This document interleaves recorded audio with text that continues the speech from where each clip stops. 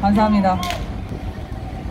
안녕하십니까. 제가 주3회 집회를 하다 보니 목이 완전히 갔기 때문에 좀 듣기 어려우시더라도 양해를 부탁드립니다. 집회하기 좋은 날씨입니다. 여러분, 얼마 전에 그 소식 들으셨습니까? 우리나라는 태양광이니 풍력 발전이니 하면서 원자력 싹 말라 죽이고 원자력 공업과 진학하는 애들은 1년에 한 학교당 뭐 1명 아니면 없고 그 정도 수준으로 망가뜨려 놓고 두산중공업은 가뜩이나 힘든데 원자력으로 벌어먹던 것까지 없어져서 풍전등화에 이르고 있고, 그리고 한국수력 원자력에 있는 귀한 인재들도 해외로 도망가고 북부의 유출이 아주 심각해졌고, 또한 원자력 값싼 전기력이 사라져서 이제 전기료도 안 올리겠다 하더니 인상안이 야금야금 발표되다가 철회하고 이런 것을 반복하고 있습니다.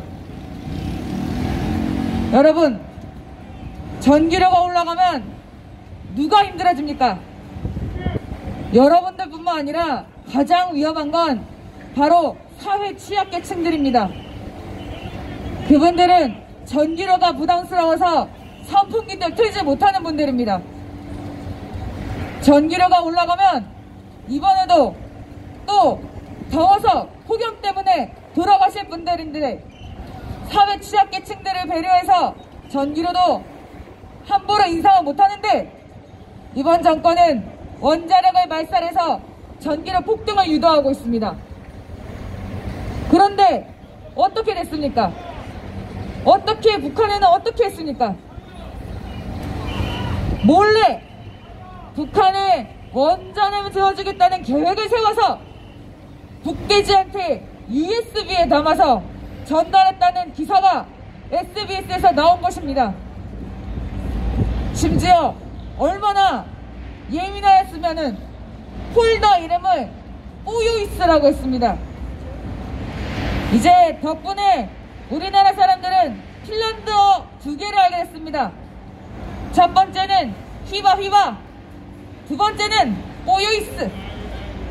이제 모두가 핀란드의 마스터가 되었습니다. 이렇게 은밀하게 진행을 해놓고 정작 우리나라는 죽이고 있습니다. 인권 대통령이라는 사람이 사회 취약계층에게 아주 치명적인 전기료 인상을 단행한 것입니다.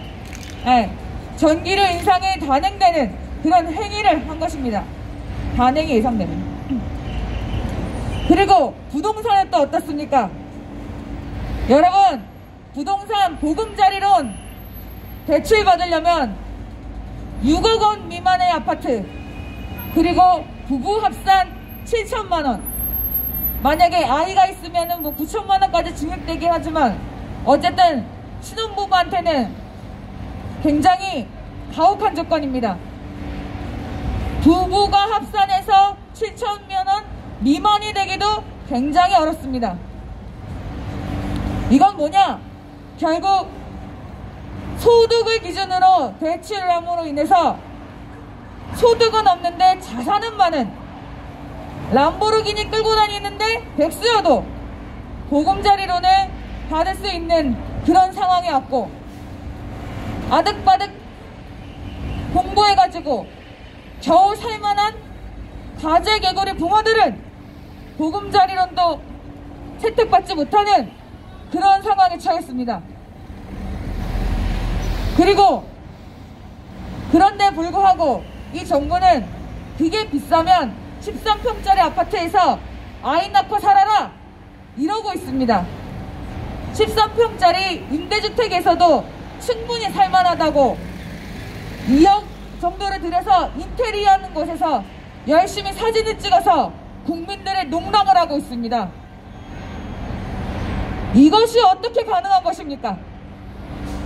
이게 가능한 이유는 딱 하나, 국민들이 전혀 두렵지 않기 때문입니다. 정말 내가 선거로 결과가 뒤집어질 거라 생각을 하면 이런 일은 절대 할 수 없습니다. 여러분들이 정말 무섭다면 절대 표 떨어지는 일은 하지 않습니다. 하지만 어떻습니까? 적국과 내통하여 이 나라를 해하는 여적죄라는 거, 적국인 북한과 내통해서 우리나라의 원자력을 죽이고 북한의 원자력을 짓는다. 문재인은 내통하지 않았다고 할 수 있겠지만, 그러나 그의 본심은 아마 우리나라의 원자력을 폐쇄하고 북한에 지어준다, 이거에 있었던 것은 SBS 보도로 확실해졌습니다. 감사합니다. 그런데 이런 말도 안 되는 정책, 우리들의 전기료는 올라가는데 정작 핵 보유국인 북한에 핵 발전소를 지어주겠다, 이런 국가 보안이 걸린 문제, 그리고 우리들의 의식주의 가장 직접적인 부동산 문제를 건드리고서도, 그리고 교육 문제, 본인들은 반대를 외치면서 정작 알 수 없는 평생 번듯한 직장이 없던 사람들이 아이들은 비싼 미국 학교에서 유학을 하고 그런 일들이 벌어지고 있는 것입니다. 그런데 여러분들, 이런 것들이 과연 내가 선거로 뒤집어질 수 있다면 그런 생각을 하겠습니까? 여러분들은 이렇게 생각할 겁니다.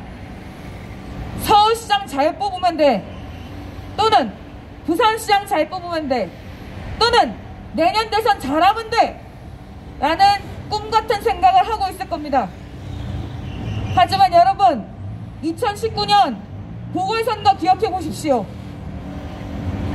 총 투표율이 101%가 나오는 말도 안 되는 투표가 벌어졌음에도 불구하고 아무 말도 나오지 않았습니다. 이거 부정선거 아닌가? 라고 해도 어차피 임기 1년짜리인데 내년에 투표 잘하면 되지?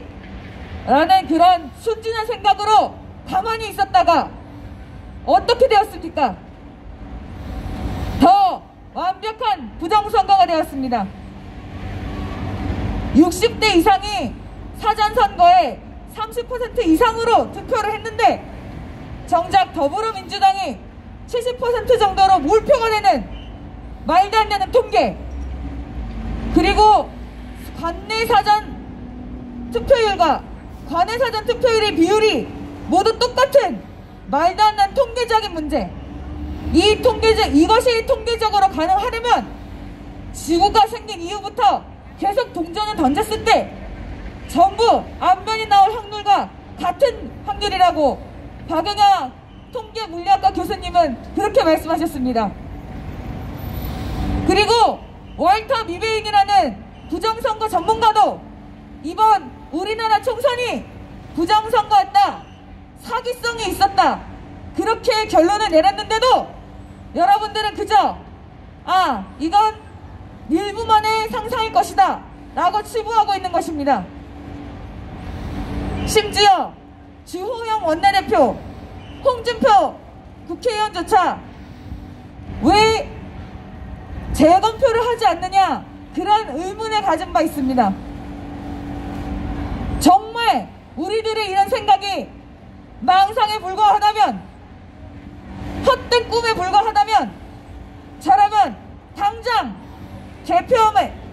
투표용지 보관함을 열어서 재검표를 실시하고 원고가 달라는 증거 전부 보여주면서 그거 봐라, 부정선거 없었다, 너는 착각했을 뿐이다 라고 말했을 겁니다.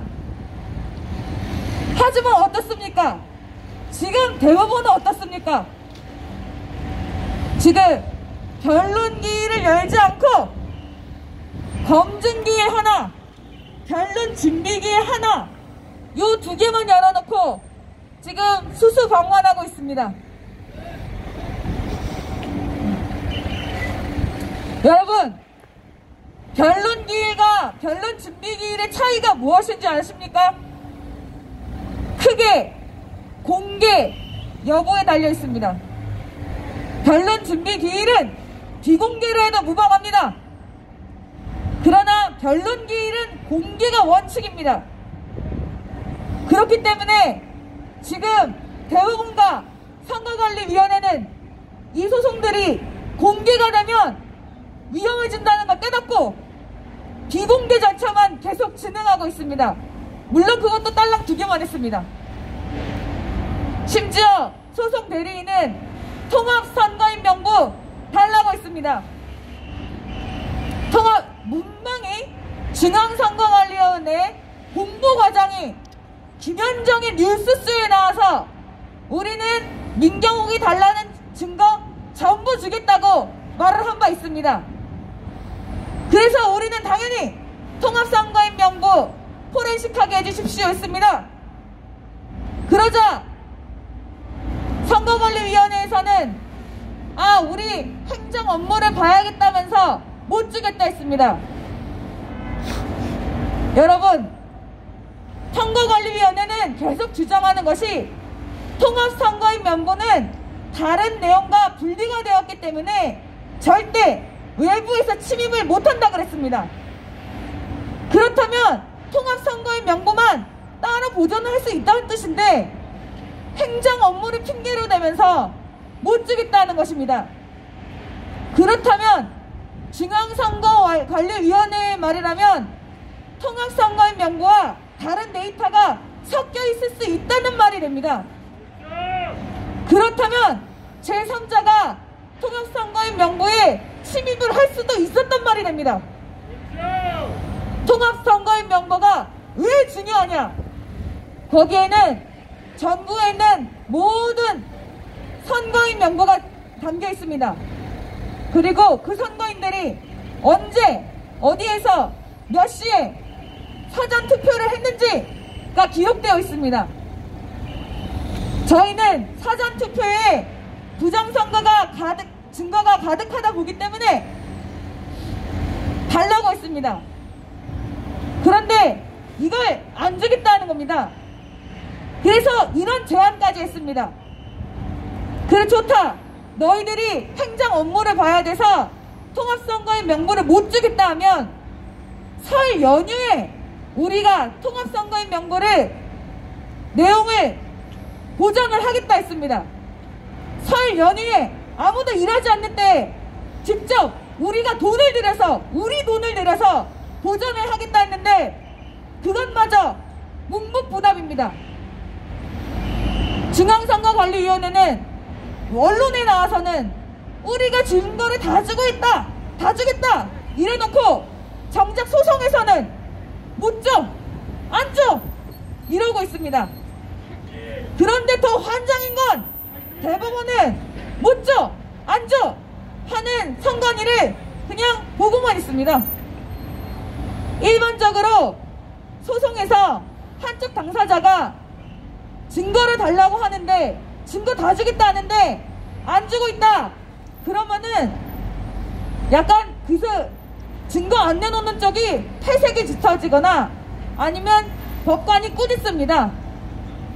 그런데 단 한 번도 대법원은 중앙선거관리위원회를 꾸짖은 적이 없습니다. 심지어 준비서면도 상당히 모욕적으로 씁니다. 저희가 그나마 예의를 갖췄기 때문에 선거관리위원회의 서면을 공개하지 않는 것이지, 너무 선거관리위원회는 우리가 언제까지 이렇게 신사적으로 구는 거에 대해서 기대고만 있습니다. 지금 여기까지가 지금 소송의 진행 상황입니다. 우리는 달라. 우리는 진행하자. 소송을 진행하자. 그래서 지금 2주 동안 대법원 앞에서 변론기일 좀 열어달라고 집회까지 했습니다. 그래서 지금 제 목이 이렇게 갔습니다. 마이크도 없이 고래고래 소리 지르면서 대법원 사람들 저 무슨 잡상인 보듯이 눈 흘기는 거 다 참아가면서 변론기일 지정해달라고 하는데 2주가 지나도록 대법원은 말도 안 하고 있습니다. 이렇게 변호사들이 법원 앞에서 기일 잡아달라고 시위하는 거 아마 최초일 겁니다. 법원은 아예 보궐선거 전까지 뭐 아무것도 안 할 생각 같습니다. 보궐선거 때까지 미루는 게 왜 위험하냐? 보궐선거를 하게 되면 통합선거의 명부 내용이 바뀔 수 있습니다. 그렇기 때문에 저희는 보궐선거 전에 빨리 끝내자라고 했는데 가타부타 말이 없습니다. 즉 대법원은 증거인멸의 공범인 것입니다. 지금 이 상황에 대해서 이 가짜 국회의원들이 여러분의 인생을 망치고 대법원도 이 가짜 국회의원들의 전행을 일삼는 거에 대해서 간접적으로 동조하고 있을 때 여러분들은 지금 집에서 착하게 나는 코로나 방역수칙 잘 지켜! 라면서 앉아있을 수도 있습니다. 하지만 이것은 사기 방향입니다. 8.15 이후로 감염병 예방법이 16회나 개정이 됐습니다. 그런데 그 내용은 국민들을 코로나에서 지켜주겠다 이런 내용보다는 집회 참가하는 사람들을 조져버리겠다 그런 내용으로 개정이 됐습니다. 여태까지 감염법 예방법 무죄가 난 논리들에 따라서 유죄가 되도록 법을 야금야금 고치고 있습니다. 지금 여당은 민생법안에 대해서는 야당의 발목을 잡는다 뭐다 하면서 처리 안 하고 있지만 정작 감염법 예방법은 그렇게 일사천리로 6개월 정도의 시간에 16번이나 개정할 정도입니다. 여러분 이 사실 알고 계셨습니까? 몰랐어요. 이렇게 나라는 여러분들한테 강요하고 있습니다. 자, 코로나다! 집안에 처박혀 있어라! 얌전히 있어라! 아는 사람 5명 이상 만나서 밥 먹지 말아라! 여러분들은 그런 말 꼭 지키고 있지만 사실은 이 강남역에 다 돌아다니고 있지 않습니까? 지금 여러분 옆에 5명 이상 다 있어요! 그런데도 나는 코로나 잘 지켜! 나는 방역수칙 잘 지켜! 이런 거에 본인의 기분만 좋아지고 있죠? 사기 방역에 따르지 마십시오. 여러분, 사기 방역이라면 이제 들고 일어나야 됩니다. 이 사기 방역에 대해서 여러분들이 지적을 해야 돼요.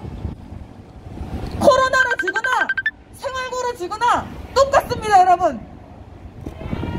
여러분, 민주주의가 이제 부정선거로 무너지고 있습니다. 민주주의가 무너지면 여러분의 삶은 망가져요. 그의 지상낙원이라고 말했던 북한, 공산당, 나라들 다 어떻게 했습니까? 결국 일부 자유시장경제 약간 받아들이면서 살고 북한은 뭐 지금 아직까지도 사이버에 고깃돈 먹는 게 지상 최대의 과제 아닙니까?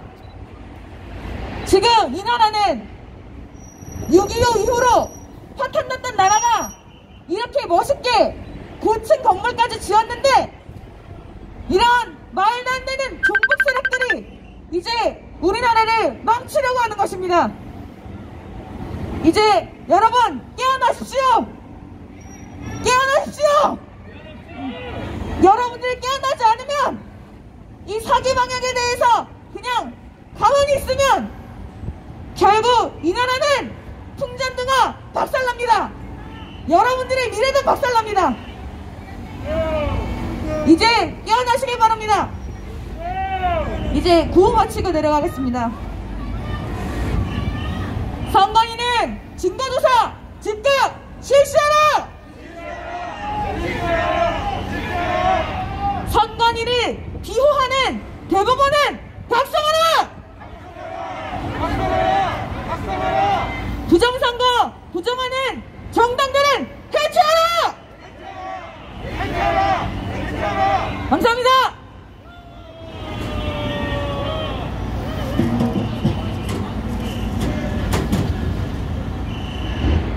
네, 감사합니다. 우리 수고하신 문수정 변호사님께 큰 박수 부탁드립니다.